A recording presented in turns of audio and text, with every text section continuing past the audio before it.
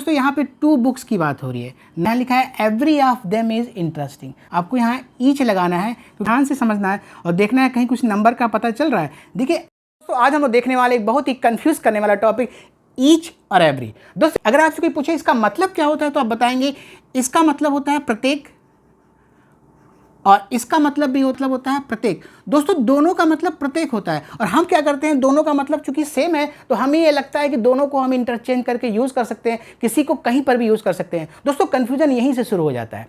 दोस्तों इस टॉपिक के कन्फ्यूजन को दूर करने के लिए मैं इस टॉपिक को 3 पार्ट में बताऊंगा। दोस्तों पहला होता है नंबर, जब इसको हम एज ए नंबर यूज़ करेंगे तो हम लोग किस तरह से यूज़ करेंगे, that I will tell you. दूसरा होता है दोस्तों as a part of speech, as a part of speech जब आप इन दोनों को यूज करेंगे। दोस्तों जो थर्ड होता है वो होता है एज ए इंडिविजुअल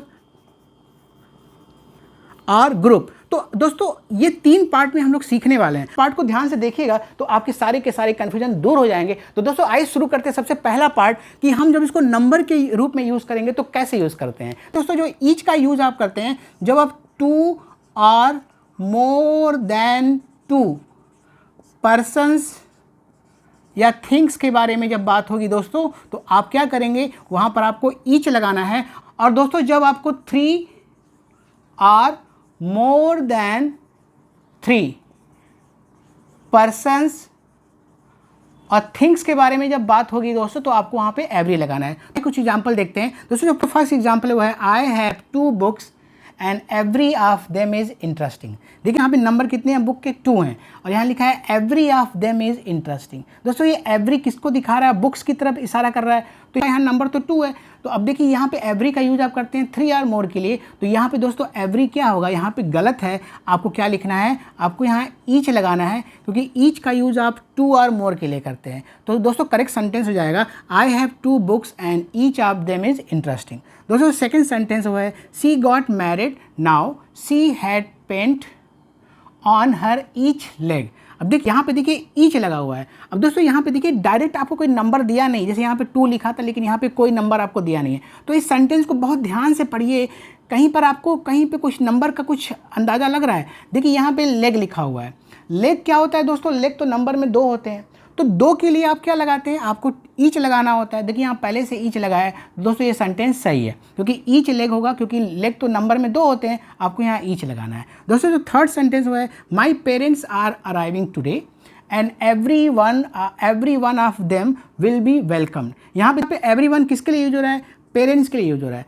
अब देखिए यहाँ पेरेंट्स तो 2 होते हैं, पेरेंट्स या तो माता और पिता होते हैं, 2 की बात हो रही है ना, तो यहाँ पे देखिए एवरी लिखा है। एवरी तो आप लगाते हैं किसके लिए, 3 और मोर के लिए, तो यहाँ पे एवरी वन क्या है दोस्तों, गलत है, यहाँ पे हो जाएगा ईच। तो each of them will be welcome. दोस्तों नेक्स्ट है Ravi has 3 sons and every one of them is good at English. Ravi इसके लिए आया है, सन के लिए आया है, तो यहाँ पे देखिए सन तो 3 हैं और 3 के लिए आप एवरी लगाते हैं। दोस्तों ये सेंटेंस सही है। दोस्तों जो नेक्स्ट है I have 5 pens each of them writes well. देखिए यहाँ पे ईच किसके लिए यूज हो रहा है, पेन के लिए यूज हो रहा है, और पेन संख्या में 5 है।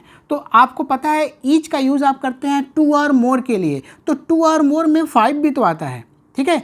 तो इसका मतलब दोस्तों क्या हुआ, ईच यहाँ पर सही है क्योंकि ईच का यूज़ हम लोग 2 और मोर के लिए करते हैं, और मोर में तो 5 भी आ जाएगा, तो इसलिए दोस्तों ये सेंटेंस सही है, ठीक है। तो दोस्तों ये था कुछ एग्जांपल। आई होप आपको ये कंसेप्ट क्लियर हो गया होगा कि हम लोग ईच का यूज़ और एवरी का यूज़ जब नंबर के लिए करना होता है तो किस तरह से हम नंबर को डिसाइड करते हैं। दोस्तों अगर आपको वीडियो इन्फॉर्मेटिव लगा प्लीज़ लाइक और शेयर जरूर कर दीजिएगा। आपने मुझे फॉलो नहीं किया तो फॉलो कर लीजिएगा। मिलते हैं नेक्स्ट वीडियो में, बाय बाय, टेक केयर।